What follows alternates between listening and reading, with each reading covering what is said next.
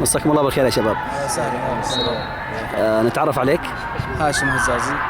يعطيك العافية يا أخ هاشم. ميولك الرياضي يا أستاذ هاشم؟ هلالية طبعا.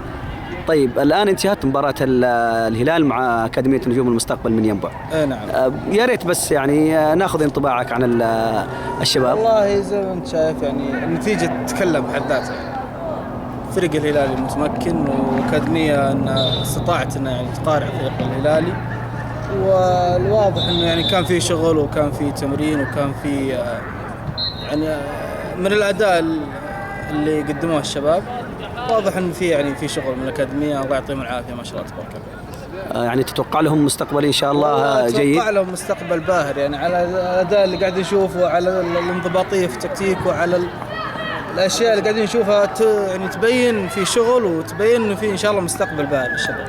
ممتاز يعطيك العافيه. ننتقل الى شخص اخر نتعرف عليك. ارفع لي صوتك فضلا. حياك الله. حياك الله. ناصر. اخوي ناصر، طبعا هلالي اكيد بما انك موجود هنا في الهلال.